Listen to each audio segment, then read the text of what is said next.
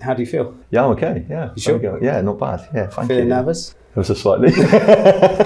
Hello, my beautiful students. Today, we're going to be looking at a video with me and my friend Ricky. Ricky was born in Essex. He has an Essex accent. And we're going to be having a chat about football so you can practice listening to the Essex accent. Let's get into it. Do you want to tell everyone where you're from originally and where you live now? Originally, I'm from Harlow in Essex, so about 20 miles from London. I now live in Buckfastleigh in Devon, and I'm soon moving to Newton Abbot in Devon. It's about another 12 miles from here. Let's talk about football. Yes. So, tell everyone who you support. I support the Arsenal. Disappointing, isn't it? What I've noticed since living outside of England is that people around the world, they'll support a team, but they're not like, you know, when your team loses and there's against a certain team and we get like kind of and it ruins my weekend, tribalistic, yeah, that kind of thing. But they don't have that kind of effect. No. So what's different here, do you think? I think we have a massive passion for football, don't we? I think we invented the modern football rules, didn't we? I think the fact that we say it's coming home isn't an arrogance thing. It's the fact that the football is going to come back to where it was invented. Unfortunately, it hasn't came home for 58 years now. But yeah, I do think we have a massive passion for it. We have the highest attendances in the world.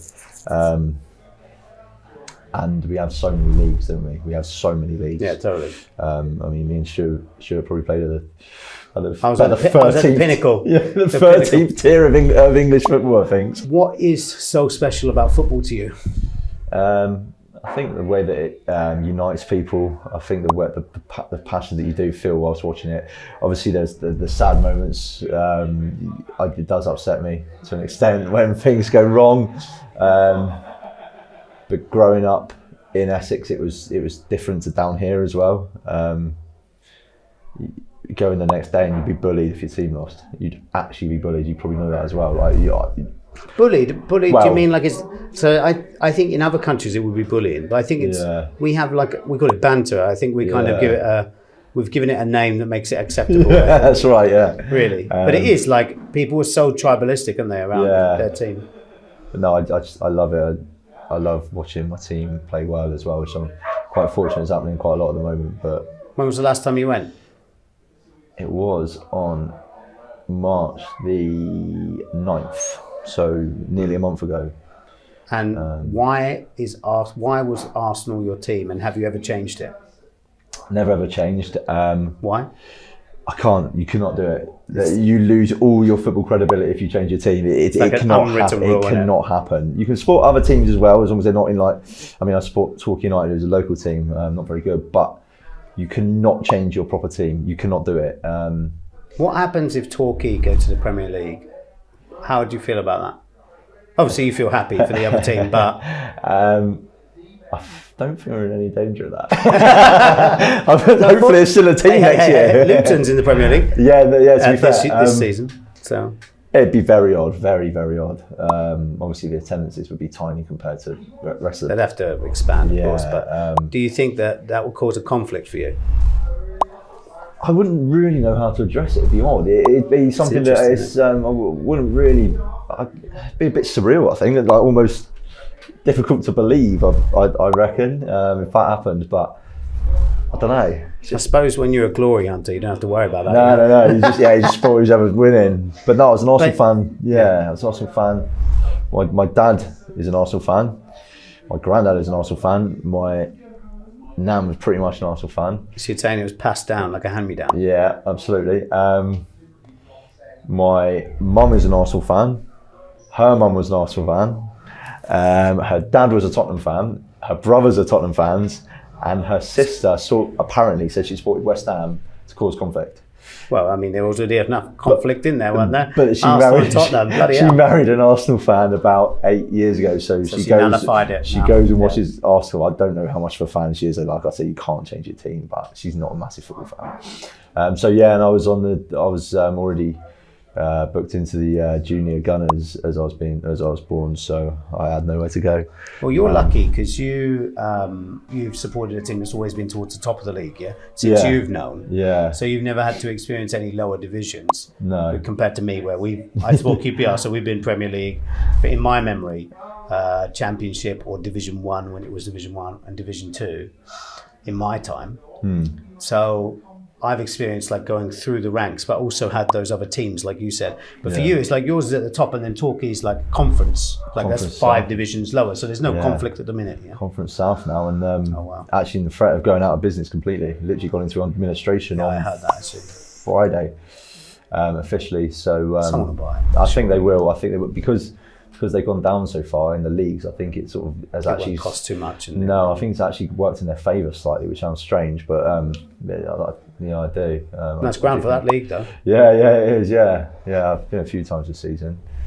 But yeah, okay. That's why I support Arsenal.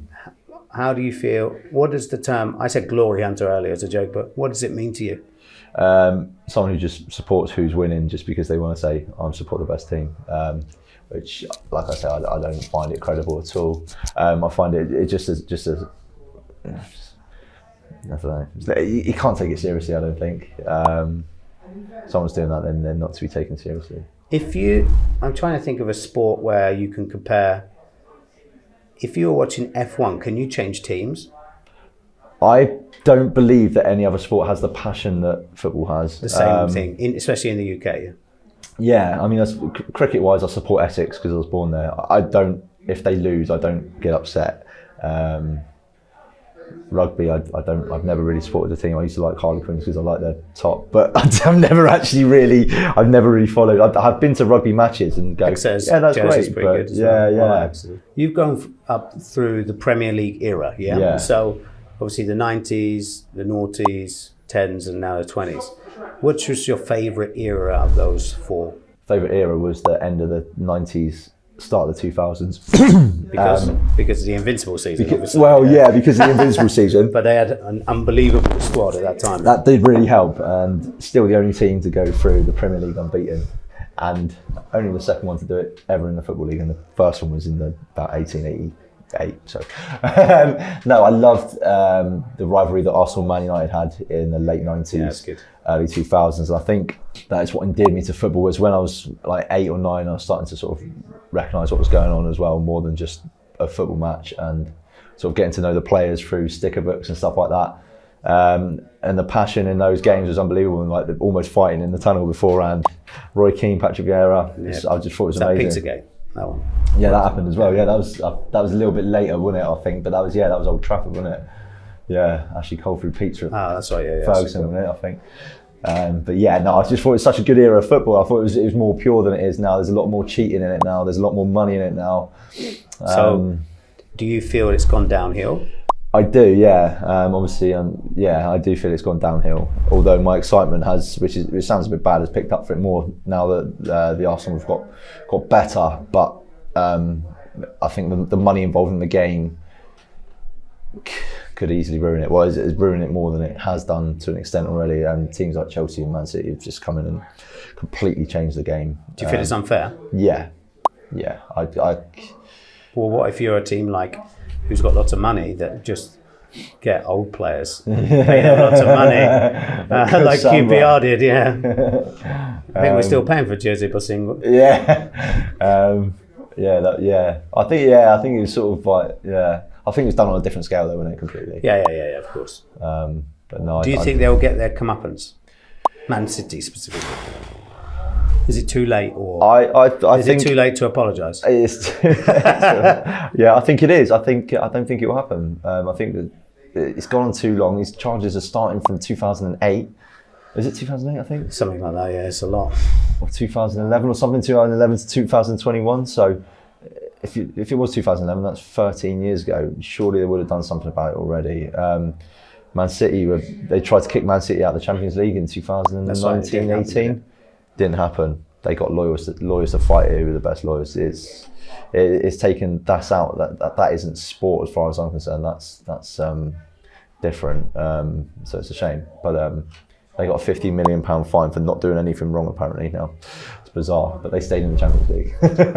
Who is your favourite player? At the moment or all time? All time. Probably someone like Thierry Henry or Dennis Bergkamp.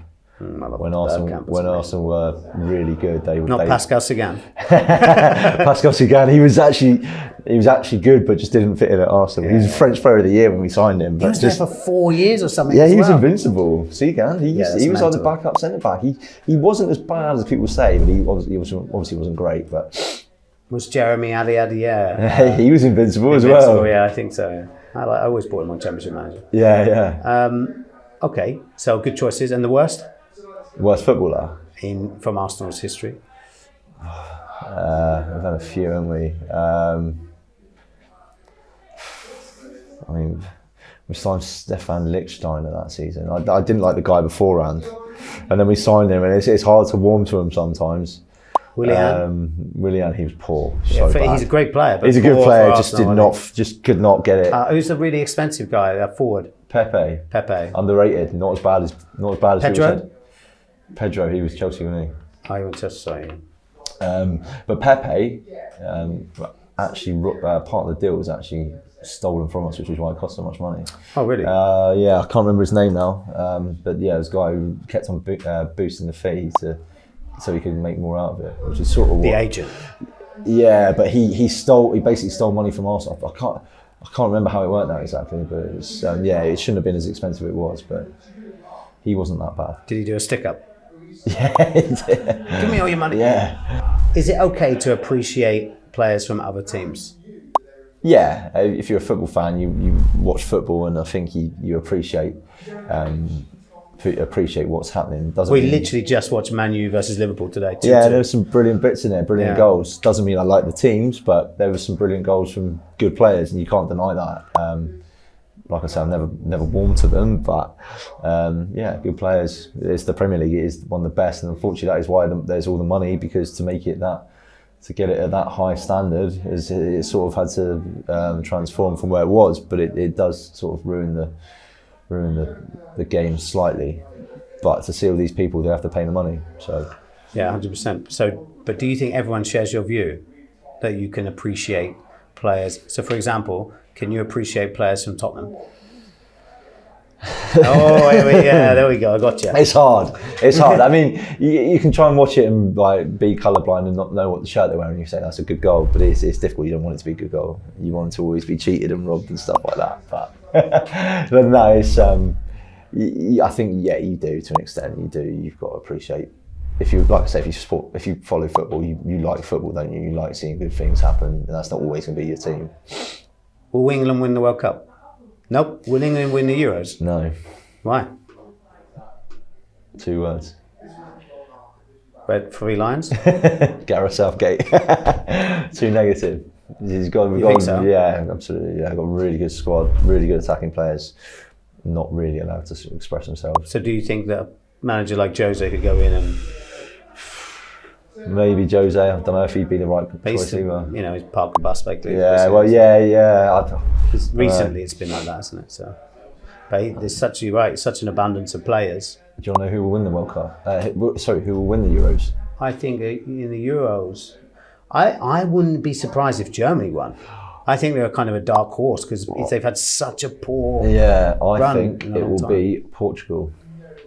Really? They lost recently, yeah? I think they will win. The way they qualified now, I've been watching some of their games and they looked awesome. They looked really good. Got that little horrible rat, Bruno Fernandes, but he's very good. Heard it here first. Yeah, that's right. But he is good, and they got Bernardo Silva, and obviously Ronaldo's still there, still playing at 38 or 39 or something. So I think there'll be a Portugal win. I think so. Sadly.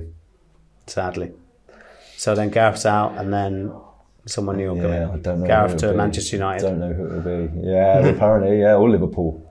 It's crazy. Really. Yeah. But I don't know who will be the next thing. It'd be interesting. I'd like to see what happens. Actually. Yeah, he might do all right. I hate the way that people are like grading Gareth Southgate on his past experience in the Premier League. Yeah. When he became manager, I think he had to. There wasn't really much choice. They didn't have many players, many choices, right. and then yeah, okay, then went down. But he was like 30 something, wasn't he? He was so young when he did it. And then it's like he's never learned anything after that. You wouldn't do that in any other job. So it's mental to me. Yeah.